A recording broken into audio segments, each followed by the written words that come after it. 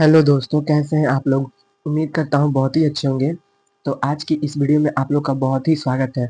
आज जो है हमारा हिंदी का जो है चैप्टर 1। ठीक है, हिंदी का हमारा चैप्टर 1 है, जिसका जिसका क्या नाम है, बातचीत। ठीक है, बातचीत बातचीत के जो राइटर है वो बाल कृष्ण भट्ट हैं। तो ये जो चैप्टर है आज हम लोग कंप्लीट करने वाले हैं। इसमें जो है टोटल 23, ठीक है, टोटल जो है हमारे 13 गद्य खंड में है और 13 जो है काव्य खंड में है। ठीक है, तो टोटल 13 और 13 26 होते हैं और 3 जो है हमारे प्रतिपूर्ति के हैं। टोटल जो है हमारे 39 चैप्टर हैं। ठीक है, टोटल 39 चैप्टर हम लोग कंप्लीट करने वाले हैं। तो चलिए स्टार्ट करते हैं। जैसे कि हमारा पहला चैप्टर हो गया, तो पहला चैप्टर है हमारा बातचीत, जिसके राइटर है बाल कृष्ण भट्ट। तो इसका जो है हम लोग आज लेखक परिचय कंप्लीट करने वाले हैं। तो आप लोग को जो है थोड़ा भी टेंशन लेने का जरूरत नहीं है। जो भी हम लोग पढ़ेंगे वो आप लोग एकदम ध्यान से याद करते चलिएगा, तो कोई टेंशन आप लोग को जो है नहीं होने वाला है।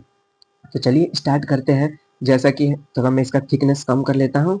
ठीक है, तो चलिए स्टार्ट करते हैं। जैसा कि देख सकते हैं आप लोग, पहले हम लोग जन्म से स्टार्ट कर रहे हैं। तो जैसा कि जन्म दिया है बाल कृष्ण भट्ट का, ठीक है, तो जन्म हो गया तो 23 जून 1844। ये जो क्वेश्चन है बहुत ही इंपॉर्टेंट है। ये जो क्वेश्चन है आप लोग को जब पेपर होता है, पहला पेपर होता है, उसमें भी आप लोग को देखने को मिलेगा। तो जैसे जैसे हम लोग पढ़ते जाएंगे वैसे वैसे आप लोग याद करते जाइए, तो कोई भी परेशानी नहीं होने वाला है। तो चलिए, जैसा कि आप लोग याद रखिएगा, 23 जून 1844 में बाल कृष्ण भट्ट का जन्म हुआ है। ये जो किसके राइटर है, तो बातचीत के राइटर है। ठीक है, और बातचीत क्या है, तो एक निबंध है। ये आप लोग को जो है बाद में देखने के लिए मिलेगा। तो ये एक निबंध है। फिर बाल कृष्ण भट्ट का निधन कब हुआ, तो 20 जुलाई 1914 में होता है। इनका निवास स्थान, ठीक है, इनका निवास स्थान कहाँ है, तो इलाहाबाद उत्तर प्रदेश। ठीक है, कहाँ था, इलाहाबाद उत्तर प्रदेश, आप लोग देख सकते हैं। फिर माता पिता का नाम, तो इनकी माता का नाम पार्वती देवी है और पिताजी का नाम था क्या था, तो बेनी प्रसाद भट्ट। ठीक है, बालकृष्ण भट्ट के पिता का क्या नाम था, बेनी प्रसाद भट्ट था, और माता का नाम पार्वती देवी। तो पिता एक व्यापारी थे, यानी कि बालकृष्ण भट्ट के पिता क्या थे, तो एक व्यापारी थे। और इनकी माता जो है एक सुसंस्कृत महिला, जिन्होंने बालकृष्ण भट्ट के मन में अध्ययन में रुचि एवं लालसा जगाई। ठीक है, तो इनकी जो माता थी बालकृष्ण भट्ट की, वही उनके जो मन में अध्ययन की रुचि लालसा जगाई। ठीक है, यानी कि पढ़ने में उन्हीं के कारण मन लगा, इनकी माता के कारण। ठीक है, फिर इनका शिक्षा का बात करते हैं। तो प्रारंभ में संस्कृत का अध्ययन 1867 में प्रयाग के मिशन स्कूल में एंट्रेंस की परीक्षा दी। ठीक है, ये भी जो क्वेश्चन है बहुत पूछा जाता है, यानी कि बाल कृष्ण भट्ट ने एंट्रेंस की परीक्षा कब दी, तो 1867 में। ठीक है, ये आप लोग याद रखिएगा। यानी कि तीन हमें याद रखना है। क्या क्या याद रखना है, एक तो जन्म जो कि 23 जून 1844 में हुआ। मृत्यु कब हुआ, तो 20 जुलाई 1914 में हुआ। इनका जो जन्म स्थान है यानी कि निवास स्थान, तो इलाहाबाद उत्तर प्रदेश होता है। इनकी माता का नाम पार्वती देवी और पिता का नाम क्या था, तो बेनी प्रसाद भट्ट। ठीक है, इन्होंने एंट्रेंस परीक्षा कब दी, ठीक है, इन्होंने एंट्रेंस परीक्षा कब दी, तो 1867 में। और प्रारंभ में संस्कृत का अध्ययन 1867 के प्रयाग के मिशन स्कूल में एंट्रेंस की परीक्षा दी। ठीक है, तो 1867 में। फिर आगे क्या है हमारा, फिर आगे है शिक्षा, हम लोग ने देख लिया। अब क्या, वृत्ति। ठीक है, चलिए वृत्ति देखते हैं। तो जैसा कि वृत्ति देखिए, 1869 में से 1875 तक प्रयाग के मिशन स्कूल में अध्यापक। ठीक है, तो कब अध्यापक रहे ये उतना ज्यादा नहीं इंपॉर्टेंट है, यानी कि पूछा नहीं जाता है। फिर क्या है, 1885 में प्रयाग के CAV स्कूल में संस्कृत का अध्यापन। 1888 में प्रयाग के कार्यस्थ पाठशाला इंटर कॉलेज में अध्यापक नियुक्त, किंतु अग्र स्वभाव के कारण नौकरी छोड़नी पड़ी। और उसके बाद जो है, उसके बाद से लेखन कार्य पर ही निर्भर रहे। तो कौन निर्भर रहा, तो बालकृष्ण भट्ट निर्भर रहे। फिर विशेष परिस्थिति क्या, तो पिता के निधनोपरांत पैतृक व्यापार संभालने के नाम पर गृह कलह का सामना, पैतृक घर छोड़कर घोर आर्थिक संकट से जूझते हुए हिम्मत से काम लिया और साहित्य के प्रति समर्पित रहे। बात समझ में आया, यानी कि जब इनकी पिता का मृत्यु हो गया तो इन्होंने जब पैतृक पैतृक तो जो मतलब संभाला इन्होंने, उनके नौकरी भी, व्यापार जो करते थे वो संभालने लगे, लेकिन जो है घर पर कलह क्लेश लगने लगा, इसके कारण जो है इनको दिक्कत होने लगे, यानी कि आर्थिक संकट उमड़ पड़ा। फिर क्या है, रचनात्मक सक्रियता, यानी कि भारतेंदु हरिश्चंद्र के प्रेरण से हिंदी वर्धिनी सभा प्रयाग की ओर से 1877 में हिंदी प्रदीप नामक मासिक पत्र निकालना प्रारंभ किया।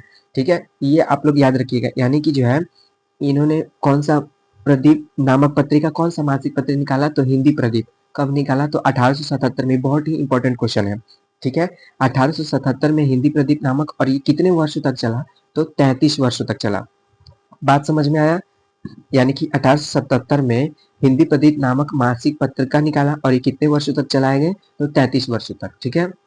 फिर क्या है, इसमें नियमित रूप से सामाजिक, साहित्यिक, नैतिक, राजनीतिक विषयों पर निबंध लिखते रहे। 1881 में वेदों की युक्तिपूर्ण समीक्षा की। 1886 में लाला श्रीनिवास दास के संयोगिता स्वयंवर की कठोर आलोचना की।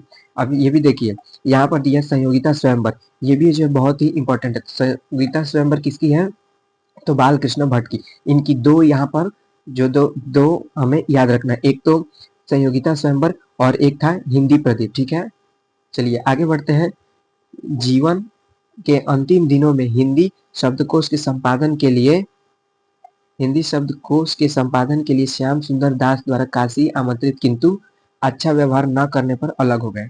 ये इतना इंपॉर्टेंट नहीं है। फिर आगे दिया है, आगे क्या दिया हुआ है? रचनाएं, ठीक है। तो बालकृष्ण भट्ट की रचनाएं देखते हैं। रहस्य कथा ये इंपॉर्टेंट है। नूतन ब्रह्मचारी ये भी इंपॉर्टेंट है। 100 अजान 100 जान ये भी इंपॉर्टेंट है।